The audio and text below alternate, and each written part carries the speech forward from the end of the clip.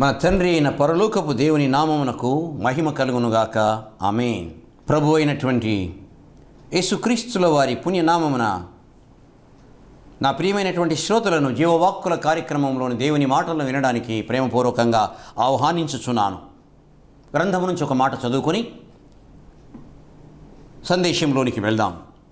యెషయా గ్రంథము 4వ అధ్యాయము 3వ వచనములోని చివరి మాట, నా జనులు యోచింపరు. ప్రార్థన చేద్దాం. ప్రభువైన దేవా, పరలోకపు తండ్రి, వందనాలు స్తుతులయ్యా. మాటి మాటికి నీ సన్నిధికి వస్తున్నాం. నీ సన్నిధిలో నిలుచుండే భాగ్యము యోగ్యత అనుగ్రహించారు. ప్రభువా, నీ మాటలు వినిపింపచేయ్యా. నీ మాటల్లో బలం ఉంది, నీ మాటలో శక్తి ఉంది, నీ మాటలో ఉజ్జీవం ఉంది. ప్రభువా, మాకు కావాలి, అనుగ్రహించయ్యా. ఈ లోకము ఇవ్వలేనిది నువ్వు ఇస్తావు తండ్రి.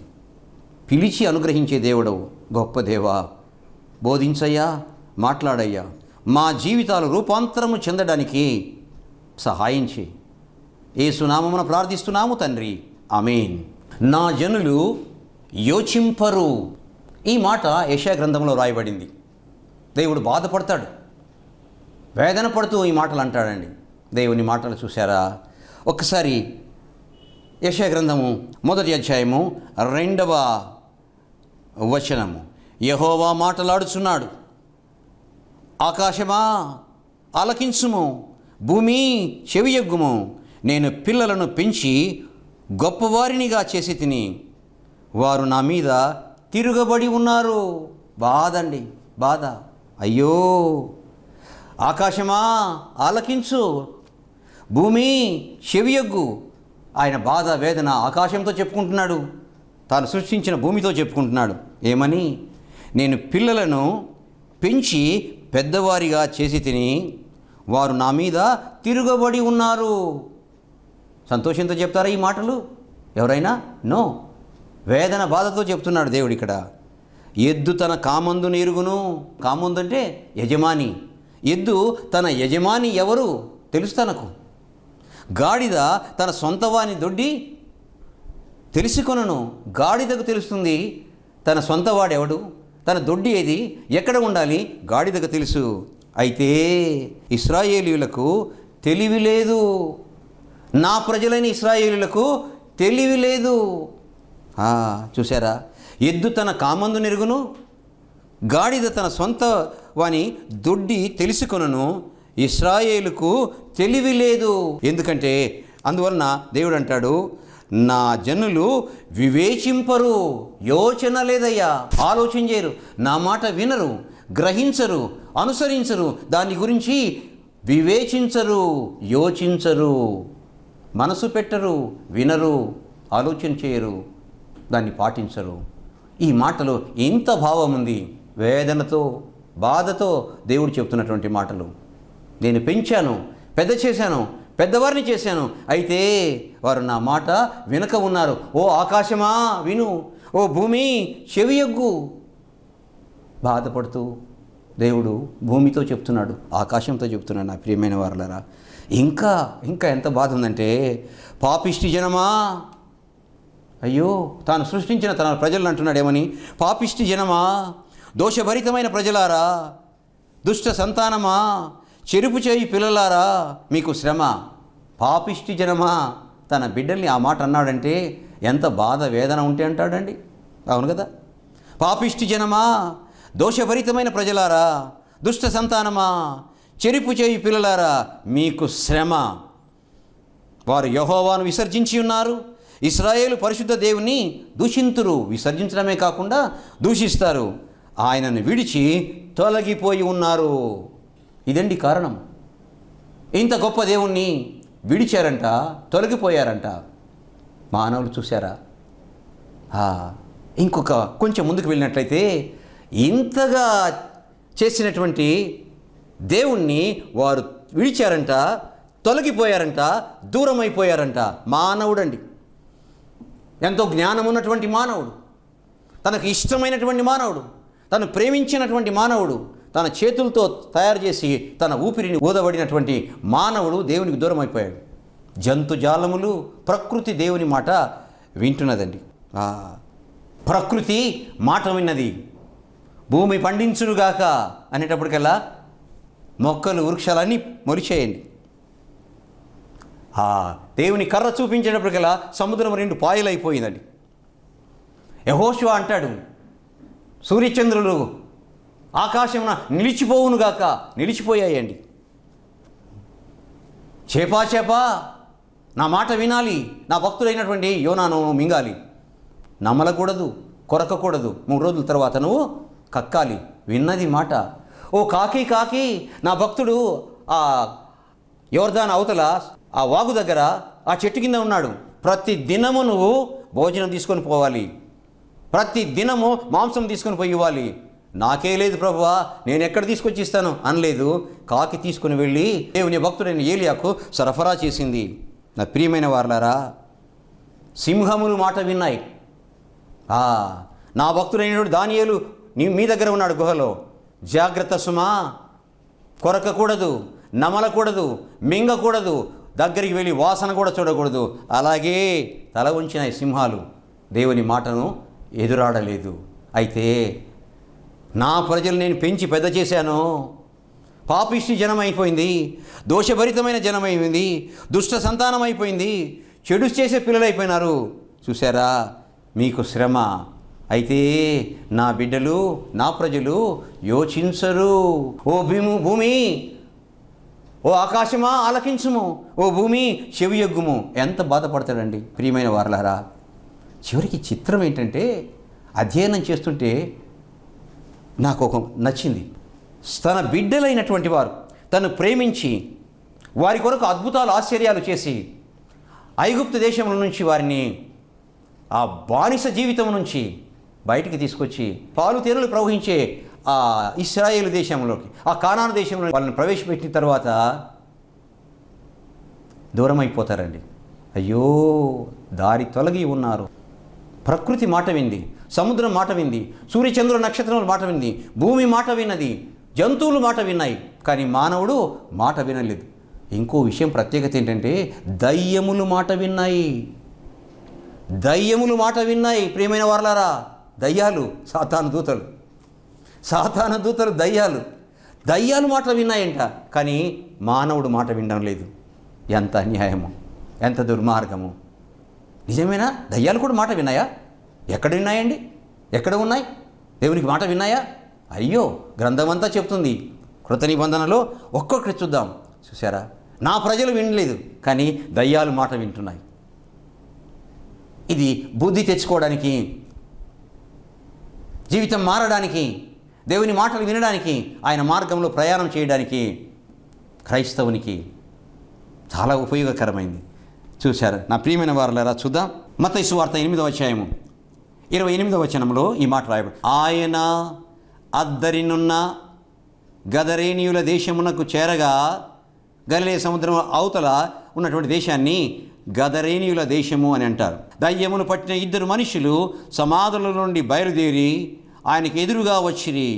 వారు మిగుల ఉగ్రులైనందున ఎవడును ఆ మార్గమున వెళ్ళలేకపోయెను. దయ్యము పట్టి ఉన్నవారు ఉగ్రతతో ఉన్నారు. ఎవరు పట్టుకోలేరు, ఎవరు ఆపలేరు, ఎవరు వారిని క్రమపరచలేరు. అంతేకాదు, వాళ్ళు ఉన్న మార్గములో కూడా వెళ్ళలేరట. ఎందుకంటే వాళ్ళు మహా ఉగ్రులై ఉన్నారు. ఏ మనిషి కూడా వాళ్ళ ఎదురుగా నిలబడలేరు, ఎందుకంటే దయ్యము పట్టిన వారు. ఆ సమయంలో 29వ వచనంలో వారు యేసు ప్రభువును చూచి ఏమన్నారంటే, ఇదిగో దేవుని కుమారుడా, దేవుని కుమారుడా. మానవుడు అనలేదు, దూరం అయిపోయారు. నిందించారు, హింసించారు, దూషించారు, ఆయనకు సిలువ వేశారండి. కానీ దయ్యం ఏమంటుందంటే, ఇదిగో దేవుని కుమారుడా, నీతో మాకేమి, కాలం రాకమునిపే మమ్మల్ని బాధించడానికి వచ్చితివా అని కేకలు వేసిరి.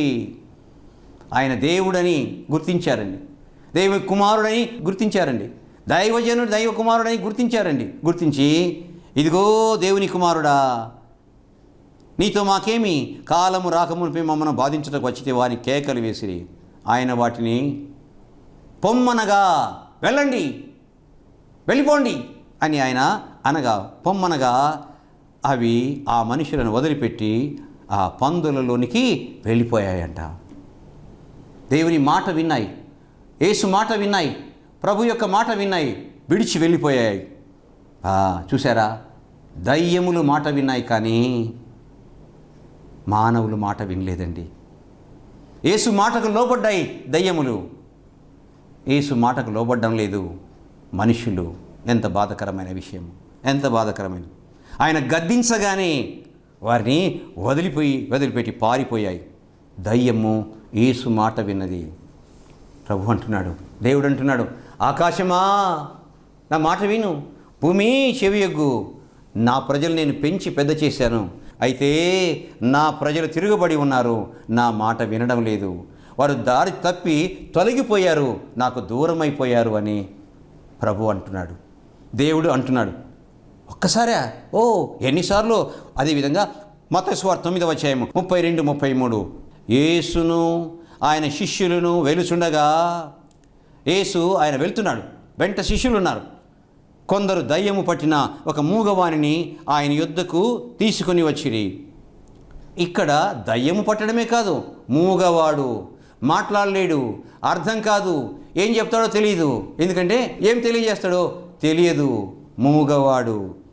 2 సమస్యలు ఉన్నాయి, మూగవాడు, దయ్యం పట్టినవాడు. చూడండి, దయ్యము పట్టిన ఒక మూగవాణిని ఆయన వద్దకు తీసుకొని వచ్చిరి.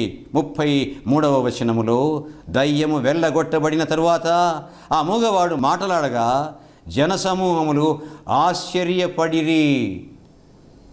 అక్కడ ఆయన గద్దించాడు ఆ మూగవాణ్ణి, దయ్యము వదిలిపెట్టేసి వెళ్ళిపోయింది. చూచినటువంటి వారు ఆశ్చర్యపడి, దయ్యము మాట వింది, అయితే మానవుడు మాట వినడం లేదు. అయ్యో, నా మాటలు వినడం లేదే, నా మాటలు వివేచించడం లేదే. ఆకాశమా ఆలకించుము, భూమి చెవియొగ్గుము. నేను పిల్లలను పెంచి గొప్పవారిని చేసి తిని, వారు నా మీద తిరుగుబడి ఉన్నారు, వారు నా మీద తిరుగుబడి ఉన్నారు. ఎంత బాధకరమైనటువంటి. ఇంకా ఆశ్చర్యం వేసింది నాకైతే. ఎంత గొప్ప శక్తి ఉందండి ఆయన మాటలో, ఎంత బలం ఉందండి, ఎంత శక్తి ఉందండి, ఎంత అధికారం ఉందండి. దయ్యాలు గడగడలాడాయని. మార్క్స్ వార్త 1వ అధ్యాయము 21వ వచనము. అంతటా వారు కపెర్నహూములోనికి వెళ్ళిరి. వెంటనే ఆయన విశ్రాంతి దినమున సమాజ మందిరంలోనికి పోయి బోధించెను. కపెర్నహూము అనే పట్టణానికి వెళ్ళారు. అక్కడ సమాజ మందిరం ఉంది. అంటే ఆనాటి సంఘములను లేక చర్చెస్ని సమాజ మందిరములు అనేవాళ్ళు. ఆ సమాజ మందిరంలోనికి ఆయన వెళ్ళాడు. ఆయన శాస్త్రుల వలె కాక అధికారం గల వారి వలె వారికి బోధించను గనుక వారు ఆయన బోధకు అధికారంతో బోధిస్తున్నాడు. ఎవరు బోధించలేరు అంత అధికారంతో. శాస్త్రుల పరిశీలి కూడా బోధించలేరు, అంత అధికారంతో బోధిస్తున్నాడు. ఆ సమయంలో వారి సమాజ మందిరములో అపవిత్రాత్మ పట్టిన ఒక మనుషుడు నేను. ఇదండి ప్రాముఖ్యమైనది.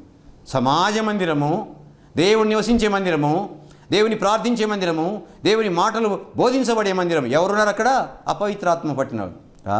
ఎక్కడ ప్రార్థిస్తారో, ఎక్కడ స్తుతిస్తారో, ఎక్కడ ఆరాధిస్తారో, ఎక్కడ దేవుని యొక్క సహవాసం ఉంటుందో అక్కడ దయ్యం ఉంటుంది. గుడిలో ఉండదా? ఉంటుందండి, అనుమానమే లేదండి. దేవుని స్తుతించే బిడ్డ దగ్గర దయ్యాన్ని స్తుతించే వాళ్ళు కూడా, దయ్యపు మనుషులు కూడా ఉంటారండి. 24వ వచనానికి వెళ్తే వాడు ఏమన్నాడంటే, ఆ అపవిత్రాత్మ లేక దయ్యం పట్టినటువంటి వ్యక్తి, నజరేయుడగు యేసు. గుర్తించేయండి, ఆయన యేసు అని, ఆయన క్రీస్తు అని, ఆయన ప్రభు అని, దైవకుమారుడని, దేవుడని గుర్తించినటువంటి ఆ దయ్యం ఏమంటుందంటే, నజరేయుడగు యేసు, మాతో నీకేమి, మమ్మల్ని నశింపజేయుటకు వచ్చితివా, నీవెవడవో నాకు తెలియను, నీవు దేవుని పరిశుద్ధుడవని కేకలు వేసెను. దయ్యాలు గుర్తించాయి, దయ్యాలు స్తుతించాయి, దయ్యాలు కేకలు వేశాయి, దయ్యాలు అరిచేయండి, నువ్వు దేవుని పరిశుద్ధుడవయ్యా. 25వ వచనంలో, అందుకు యేసు ఊరకుండుము, వానిని విడిచిపోమ్మని దానిని గద్దింపగా, దయ్యాన్ని గద్దించాడు, వాడిని విడిచిపోపో. గద్దించగా ఆ అపవిత్రాత్మ వానిని వీలలాడించి పెద్ద కేక వేసి వాని విడిచిపోయాను. చూశారా, యేసు మాట విన్నది. దయ్యాలు మాట వింటున్నాయి, సైతాను మాట వింటుంది, సైతాను లోబడింది, కానీ మానవులు లోబడడం లేదు, మానవులు వినడం లేదు. నా ప్రియమైనటువంటి వారలారా, చూసారా, ఆకాశమా వినుము, భూమి చెవియొగ్గుము.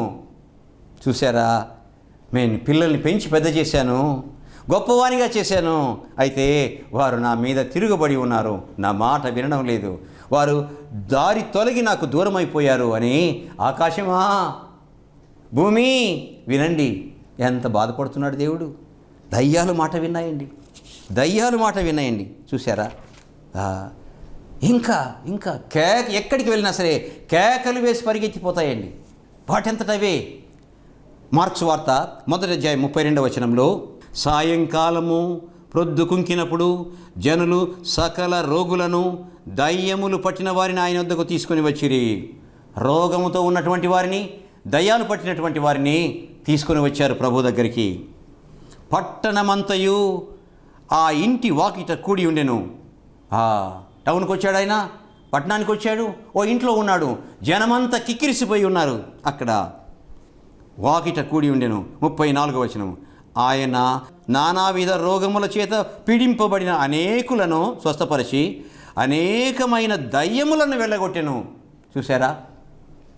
రోగాలను బాగు చేశాడు ఆయన, దయ్యాలను వెళ్ళగొట్టాడు. అవి తన్ను ఎరిగి ఉండినందున, దయ్యాలు యేసుకు తెలుసు, యేసు దయ్యాలకు తెలుసు. అవి తన్ను ఎరిగి ఉండినందున ఆయన ఆ దయ్యములను మాటలాడనివ్వలేదు, నోరు మూయించాడు. వెళ్ళిపో అని గద్దించగా వెళ్ళిపోయాయండి. చూసారా? మాట విన్నాయి, లోబడ్డాయి, వెళ్ళగొట్టబడ్డాయి, పారిపోయాయండి. చూసారా? ఆకాశమా, భూమి, నా మాటలు వినండి. నా బిడ్డల్ని పెంచి పెద్ద చేశాను, నా బిడ్డలు నేను పెంచి పెద్ద చేశాను. అయితే వారు నా మీద తిరుగుబడి ఉన్నారు. నా మాటలను వారు వినుటలేదు, యోచించుటలేదు. వినకపోవడం కదా, ఆలోచన కూడా చేయడం లేదు. చూసారా? దారి తొలగి ఉన్నారు. ఆకాశమా, ఎంత బాధపడతాడండి, ఎంత బాధపడుతున్నాడు ఆ ప్రియమైన వారలారా. ఇంకా మార్క్స్ వార్త 3వ అధ్యాయం 10-11 వచనాలు చూచినట్లయితే, ఆయన అనేకులను స్వస్థపరచెను గనుక రోగపీడితులైన వారందరూ, అనేకులను స్వస్థపరిచారంట. రోగపీడితులైనటువంటి వారందరూ ఆయనను ముట్టవలెనని ఆయన మీద పడుచుండిరి. ఆయన దగ్గరికి వచ్చి ఆయన ముట్టాలి, ఆయన స్పర్శించాలి. ఆయన స్పర్శ చేత మేము బాగుపడతాము, స్వస్థత నందుతాము, రోగపీడితులమైన మేము విడిపించబడతామని చెప్పేసి ఆయన పట్టుకోవడానికి, ఆయన తాకడానికి, స్పర్శించడానికి ఆయన మీద పడుచుండిరి. 11వ వచనంలో, అపవిత్రాత్మలు పట్టిన వారు ఆయనను చూడగానే ఆయన ఎదురు సాగిలపడి, నీవు దేవుని కుమారుడవని చెప్పుచు కేకలు వేసి వదిలిపోయాయట. చూసారా? దేవుని యొక్క మాటకు లోబడుతున్నాయండి. చూసారా? నా ప్రియమైన వారలారా, అద్భుతం. కానీ మానవుడు మాట వినడం లేదు. ఆకాశమా, చూడమ్మా, నా బిడ్డలు నా మాట వినడం లేదు. భూమి, చెవియొగ్గుము, నా బిడ్డలు నా మాట వినడం లేదు. పెంచి పెద్ద చేశాను నేను, వారు నా మీద తిరుగుబడి ఉన్నారు, నా మాట యోచించడం లేదు. ఎంత బాధపడతాడండి దేవుడు. వింటున్నామా ఆయన మాటలు? నా ప్రియమైన వారలారా, అయ్యో, అసలు 4 సువార్తల్లో అద్భుతం, ఆశ్చర్యం. నా ప్రియమైనటువంటి వారలారా, చూడండి, అపోస్తలుల కార్యము 16వ అధ్యాయము 16, 17, 18 వచనాలు గమనించినట్లయితే, దేవుని యొక్క శక్తిని, ప్రభు యొక్క ఆత్మను కలిగినటువంటి అపోస్తలులు కూడా గద్దించగా దయ్యాలు మాట విన్నాయండి. చూసారా? అపోస్తలుల కార్యం 16వ అధ్యాయము 16, 17, 18 వచనాలు మనం గమనించినట్లయితే, మేము ప్రార్థనా స్థలమునకు వెళ్ళుచుండగా పుతోను దయ్యము పట్టినదై సోదె చెప్పుట చేత తన యజమానులకు బహులాభం సంపాదించున్న ఒక చిన్నది మాకు ఎదురు వచ్చెను. ఇక్కడ ఒక స్పెషల్ దయ్యం కనపడుతుంది మనకు. ఆ దయ్యం పేరు పుతోను. ఒక అమ్మాయిలో ఆ దయ్యము ఉంది. దయ్యము అమ్మాయిలో దూరింది. అయితే ఈ దయ్యము ప్రయోజనకరమైన దయ్యము. ఎవరికి? ఆ అమ్మాయి యొక్క యజమానులకు. ఆ అమ్మాయి సోదె చెప్తుందండి. అంటే ఆ వ్యక్తి యొక్క భవిష్యత్తు, గతము, భవిష్యత్తు చెప్తుంది. దాని ద్వారా ఆ అమ్మాయి సంపాదించి తన యజమానులకు ఆదాయం ఇస్తుందండి. తన యజమానులకు ప్రయోజనం కలుగుతుంది. మేము ప్రార్థనా స్థలమునకు వెలుచుండగా పుతోను దయ్యము పట్టినదై సోదె చెప్పుట చేత తన యజమానులకు బహులాభం సంపాదించున్న ఒక చిన్నది మాకు ఎదురు వచ్చెను. ఎవరికి ఎదురుగా వచ్చింది? అపోస్తలులకు ఎదురుగా వచ్చింది. ఆమె పౌలును మమ్మును వెంబడించి, ఇంకా చిత్రం, ఇక్కడ ఓ చిత్రమైన దయ్యం ఏంటంటే, వాళ్ళు వెళ్తున్నారు, వారిని వెంబడించిందంట. వారిని వెంబడించిందట, వారి వెనక వెళ్తుందట. మాకు ఎదురు వచ్చెను, ఆమె పౌలును మమ్మను వెంబడించి కేకలేస్తుంది. ఏమని? ఈ మనుషులు సర్వోన్నతుడైన దేవుని దాసులు. సాక్ష్యమిస్తుంది. ఇది చాలా మంచి దయ్యం. సాక్ష్యమిస్తుంది, వీరు సర్వోన్నతుడైన దేవుని దాసులు, వీరు మీకు రక్షణ మార్గము ప్రచురించి వారై ఉన్నారని కేకలు సర్వోన్నతుడైన దేవుని యొక్క దాసులు, వీరు రక్షణ మార్గాన్ని ప్రచురిస్తారు వీరని చెప్పేసి కేకలేస్తుంది. అపోస్తలుల నిమిత్తమై అపోస్తలుల కొరకు సాక్ష్యం ఇస్తుందండి ఈ దయ్యము. అబ్బో, మంచి దయ్యం కదండి. చూసారా, వీరు మీకు రక్షణ మార్గమును ప్రచురించు వారై ఉన్నారని కేకలు వేసింది చెప్పాను. ఆమె ఈలాగున అనేక దినములు చేయుచుండెను. వెంటనే వాళ్ళు కోపడలేదు, పారదొరలేదు. ఇది ఎందుకంటే ఇది కాస్త మేలు చేస్తుంది. ఈ దయ్యం సాక్ష్యం ఇస్తుంది, వారి గురించి కేకలేస్తుంది. అనేక దినములు చేయుచుండెను గనుక పౌలు వ్యాకుల పడి చాలా దినాలు చేసిన తర్వాత పౌలుకు బాధ కలిగింది. అయ్యో ఇన్ని దినాలు ఈ అమ్మాయి ఏం తింటుందో, ఏమి తాగుతుందో, ఎలా ఉంటుందో తెలియదు. ఈ దయ్యాలు ఆ అమ్మాయిలో దూరి ఈ విధంగా చేస్తున్నాయని చెప్పేసి బాధపడుతుంది. వ్యాకుల పడి దాని వైపు తిరిగి, నీవు ఆమెను వదిలిపోమ్మని యేసుక్రీస్తు నామమున ఆజ్ఞాపించుచున్నానని ఆ దయ్యముతో చెప్పాను. వెంటనే అది ఆమెను వదిలిపోయాను. వెంటనే అది ఆమెను వదిలిపోయాను. చూసారా, ప్రభువు చెప్పాడు, వెళ్ళండి, మీకు అధికారం ఇస్తున్నాను, దయ్యాలను వెళ్ళగొట్టండి, స్వస్థపరచండి, చనిపోయిన వారిని లేపండి అని ఆయన అధికారం ఇచ్చి పంపినప్పుడు ఆ అధికారంతో చేశారండి. చేస్తే దయ్యాలు వెళ్ళిపోయాయండి. చూసారా ఎంత గొప్ప సంగతి. నా ప్రియమైన వారలారా,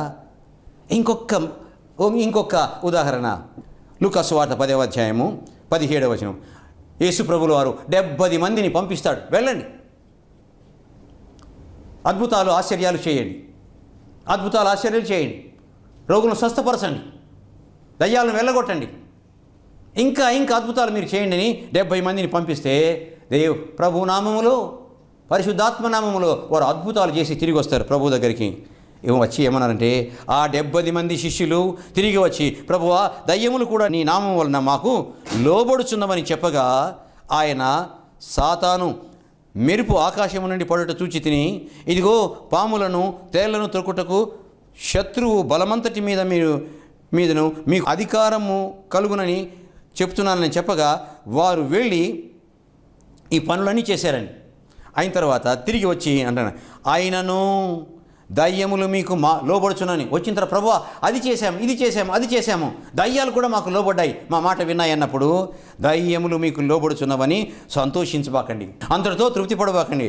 అయితే ఒక విషయంలో తృప్తి పడండి. ఏంటంటే, మీ పేర్లు పరలోకమందు వ్రాయబడి ఉన్నవని సంతోషించునని వారితో చెప్పాను. మీ పేర్లు పరలోకములో వ్రాయబడ్డాయి. చూసారా, గొప్ప సంగతి. దయ్యములు ఆయన శిష్యుల యొక్క పేర్లు పరలోకంలో జీవగ్రంథమందు వ్రాయబడ్డానికి సహాయం చేసేట మాట విని. అయితే మానవుడు మాట వినడం లేదు. చూసారా, ఆకాశమా విను, భూమి చెవియొగ్గుము, నేను బిడ్డల్ని పెంచి పెద్ద చేశాను, అయితే వారు నా మీద తిరుగుబడి ఉన్నారు, నా మాట వినడం లేదు. చూసారా, ఎద్దు తన కామందును ఎరుగును, గాడిద తన సొంత వారిని తెలుసుకొనును, ఇశ్రాయేలులకు తెలివి లేదు, నా మాట యోచించరు. పాపిష్టి జనమా, దోషభరితమైన ప్రజలారా, దుష్ట సంతానమా, చెరుపు చెవి పిల్లలారా, మీకు శ్రమ.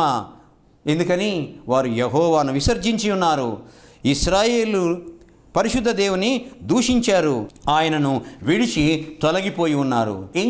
ఇంకా నూతన నిబంధనలో అయితే పాత నిబంధనలో అనేక సందర్భాల్లో దయ్యాలు గడగడలాడి మాట విని వదిలిపెట్టిపోయాయని. 7 దయ్యములు ఉన్నటువంటి మగ్దలేని మరియలో నుండి దయ్యములు మాట విని వెళ్ళిపోయాయండి. పవిత్రురాలైపోయింది, దైవ సేవకురాలైపోయింది. నా ప్రియమైన వారలారా, దేవుని యొక్క సంగీతాన్ని వినిపించగా దావీదు సౌలులో ఉన్నటువంటి దయ్యం వెళ్ళిపోయిందండి. దయ్యాలు మాట విన్నాయండి, కానీ మానవుడు మాట వినడం లేదు. బాధపడుతున్నాడు దేవుడు. నా ప్రియమైనటువంటి శ్రోతలారా, విందామా మాట? ఇప్పటికైనా విందామా? ఎన్ని సంవత్సరాలు, ఎన్ని రోజులు, ఎంత సమయం ఆయన మాట వినకుండా జీవితంలో మనం వ్యర్థం చేసి ఉన్నామేమో ఒక్కసారి ఆలోచన చేద్దాం. ఆయన మాట విందాం, అనుసరిద్దాం, పాటిద్దాం, జీవితాల్ని మార్చుకుందాం. ఒక్కసారి ఆ మాటలను జ్ఞాపకం చేసుకుందాం. యెహోవా మాటలాడుచున్నాడు, ఆకాశమా ఆలకించుము, భూమి చెవియొగ్గుము. నేను పిల్లలను పెంచి పెద్దవారిని చేసి తిని, వారు నా మీద తిరగబడి ఉన్నారు. ఎద్దు తన కామందును ఎరుగును, గాడిద తన సొంత వారిని దొడ్డి తెలుసుకును.